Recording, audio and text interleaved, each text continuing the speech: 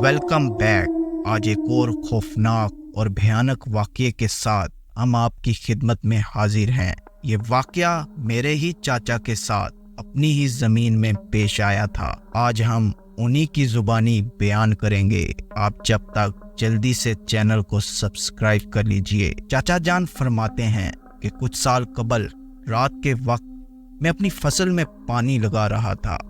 उस रात बिल्कुल रात अंधेरी थी और मेरे पास एक लाइट जिसको बैटरी कहते हैं वो थी।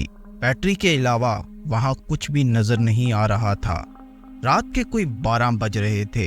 मैंने सोचा कि पानी का चक्कर लगा आऊं, कहीं किसी और की ज़मीन में तो पानी दाखिल नहीं हो रहा। उन्होंने कहा क्योंकि ट्यूबवेल हमारा कुछ सुनसान जगह पर था और उसके आसपास दरख्तों का एक झुरमुट था और मैं अकेला पानी लगा रहा था।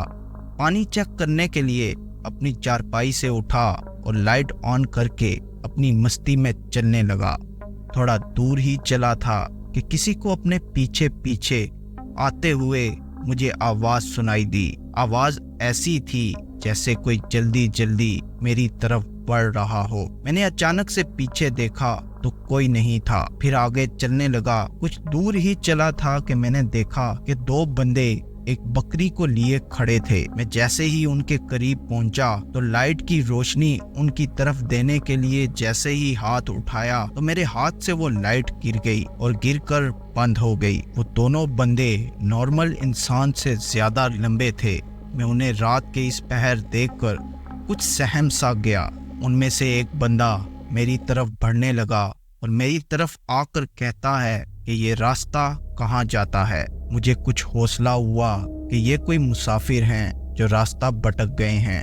मैंने उसे बताया कि ये रास्ता फलां गांव की तरफ जाता है। ये सुनकर वो शख्स सीधा चलने लगा और उसने मुझे कहा कि पीछे मुड़कर मत देखना, नहीं तो जो कुछ होगा उसके जिम्मेदार तुम खुद होगे।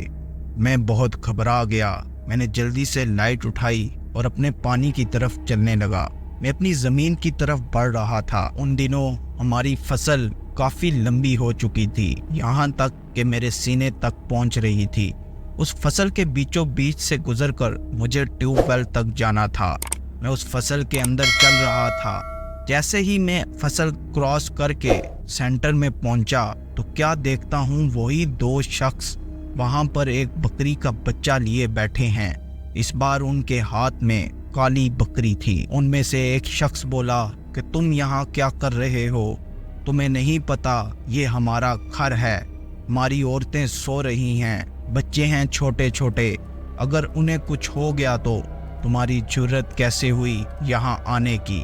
चाचा कहते हैं उस वक्त डर की वजह से मेरे मुंह से एक अल्फाज भी ना निकल पाया, बल्कि उस वक्त मैं समझा कि अब की बार तो मेरी मौत पक्की है। चाचा कहते हैं कि उनमें से एक शख्स अचानक मेरे सामने से गायब हो गया और मेरे पीछे आकर मुझे कहा कि इधर देखो। इस बार मुझे यूं महसूस हुआ जैसे मेरा दिल फट जाएगा और सांसें रुक रही थी। मैंने पीछे की तरफ मुड़कर देखा।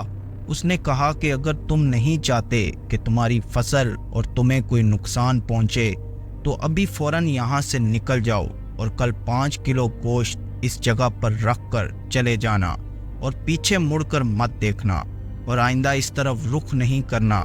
चाचा कहते हैं जिसके हाथ में बकरी थी उसने अचानक गर्दन के पीछे वाले हिस्से से ऐसा कुछ किया कि फिर मुझे कुछ पता नहीं चला कि मैं कहाँ हूँ। उसके बाद सुबह हुई तो मैं अपने बिस्तर पर लेटा हुआ था और वालिद साहब यानी मेरे दादा, उन्होंने मुझे उठाया कि ट्यूबवेल क्यों बंद किया हुआ है। पहले पहल तो मुझे रात का वाकया याद आ गया। फिर मैंने सोचा कि मैं तो रात को फसल के बीच में था, फिर यहाँ कैसे पहुँच गया। ये सारा वाकया मैंने वालिद को बताया तो उन्होंने हैरानगी जाहिर की और परेशानी के आलम में मेरे बड़े भाई को गोश्त लेने भेज दिया और उनके कहने के मुताबिक हमने वैसा ही किया। और चाचा कहने लगे फिर मैंने उस जगह कभी नहीं रुक किया। मेरे दादा और मेरे बड़े चाचा वो दोनों उसके बाद पानी लगाया करते थे, मगर उस ट्यूबवेल के करीब और उस जगह पर कभी कोई नहीं गया। आज तक हम पानी लगाते हैं तो दिन की रोशनी में ہمیشہ 2 شخص مل کر وہاں جایا کرتے ہیں۔ اگر آپ کو کہانی پسند آئی ہو تو ہماری ہارر پلے لسٹ کو ضرور وزٹ کیجیے گا۔ وہاں پر آپ کو ایسے سچے واقعات ملیں گے کہ سن کر آپ کی بھی روح کانپ جائے گی۔ شکریہ۔